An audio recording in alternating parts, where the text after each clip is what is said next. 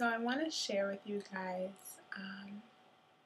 what I did in order to have a 100-pound weight loss over the last year and a half.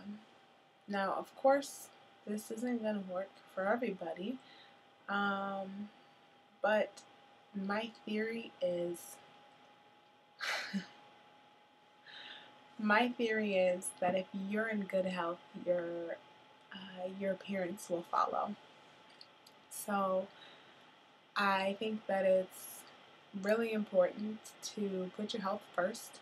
And so the first thing that I did was I started keeping a food diary. It's not the old-fashioned way. You don't have to walk around with a piece of paper and write down everything that you eat. It's actually pretty simple nowadays. You just use your handy phone and you download an app and you can enter your food in that way. So I use an app called myfitnesspal, and it has a food database that I put everything I eat into, and it tells me my total calories that I'm bringing in every day. So it keeps track of my calorie intake. MyFitnessPal helps me be accountable for what I'm eating. I can't overeat and pretend that I didn't. I can't undereat and pretend that I didn't. So those things are both very important. The other cool thing about MyFitnessPal is that you can add other people. Just like how you would add friends on Facebook or Instagram, I guess you can follow people and they automatically follow you, that kind of thing. So it gives it a community effect.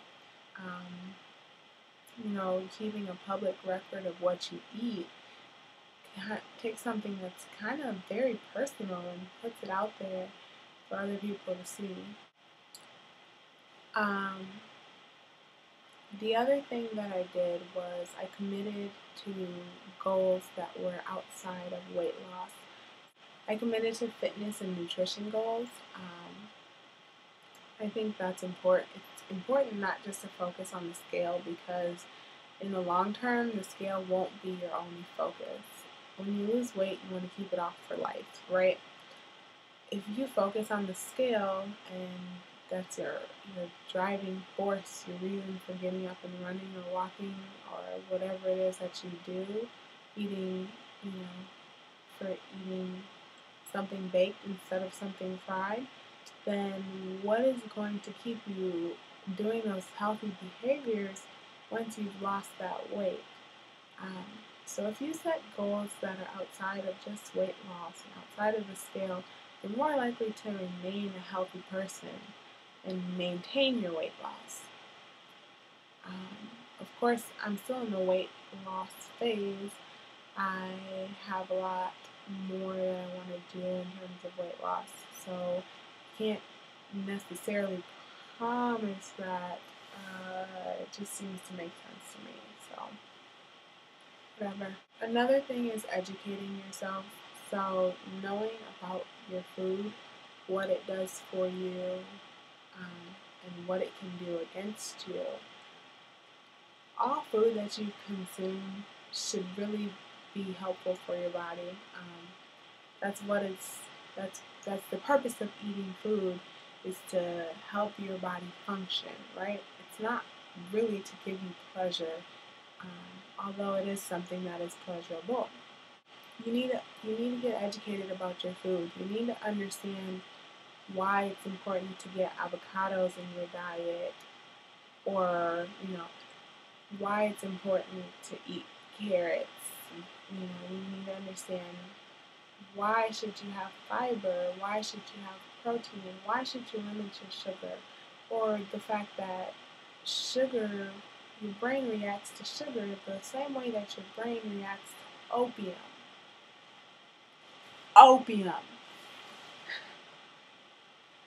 So, I don't know. To me, I found it really helpful to understand my food, what I was putting in my mouth, what kind of benefits it would have to my body, or what kind of disadvantages it would give my body, especially when it comes to my workouts. Because if I want to go run 6 miles, but I've eaten like a thing of hot Cheetos and a popsicle, you know, my workout might suffer. My run might not be able to happen, and I want to know why. So you should know why. You should know why. It's just important to know why.